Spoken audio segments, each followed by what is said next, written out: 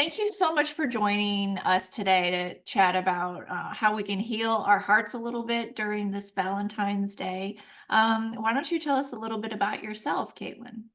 Yeah, thank you for having me. I started doing trauma work as a trauma therapist, and what I found through trauma work is that there are very much these common themes that people seem to struggle with. And it's these common themes that also draw us away from each other as far as feeling really isolated in these experiences, trying to cope in ways that keep us really isolated.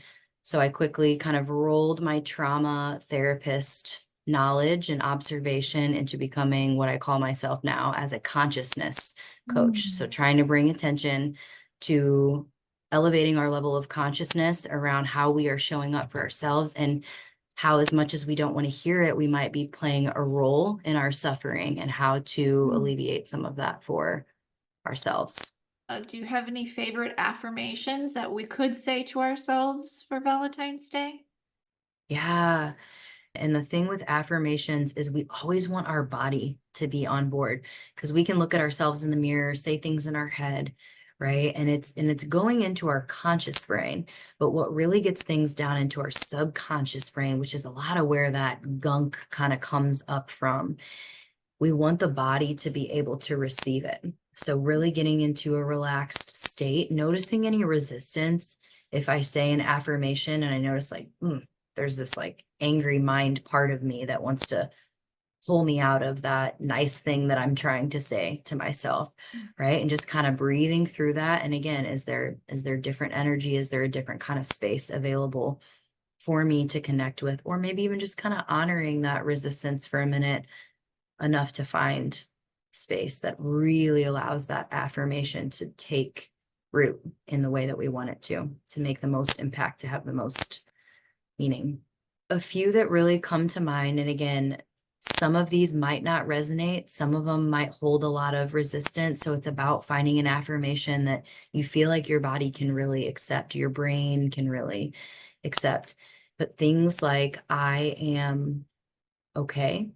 Mm. And okay doesn't necessarily mean everything's perfect in my life right now, but can I get on board with the idea that the essence of my being is okay, that I am acceptable is another one that Mm. kind of spins off of the I am okay.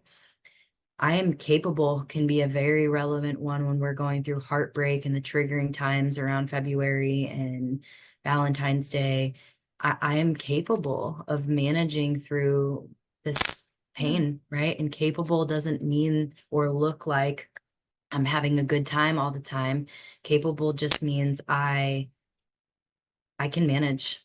I can manage this and I can find a way back to that energy that is separate from this wounding and this pain. I am okay and I am capable of managing this pain. I think that's a very powerful one for me because many times when your brain is driving the bus, you don't think pain is manageable. What you're feeling, you don't think it's ever will be manageable. Yeah. So to even say that to yourself, to know that you can get back hold of that bus again and get back hold of the wheel. Is there anything you would recommend that we do when we're saying affirmations? Do we put our hand on our chest? Do we close our eyes? Is there anything that connects with the brain in a way that makes it more powerful? Yes, great question. Great question. Because I'm all about integrating the body into this because it just has to be on board for the most, for the best outcome. So, what I like to prompt people to do is when I say this affirmation, where do I feel energy in my body that connects with that? It's easy to notice the resisting energy again. We orient to pleasure or pain. Where's the part of me that senses, like, okay, that might be true? Is it in my heart? Sometimes people will see or say their feet or their legs or whatever part of their body is touching the floor because it feels more grounded, or, my legs or my thighs, if that's what's touching the chair. So I invite people to notice, like, where does that feel true in your body? And if it feels intuitively like your heart or your belly area or your thighs or your feet, putting your hands there, what does it feel like to connect with that feeling? Can I give it a color? Can I give it a texture? Can I give it an emotional name?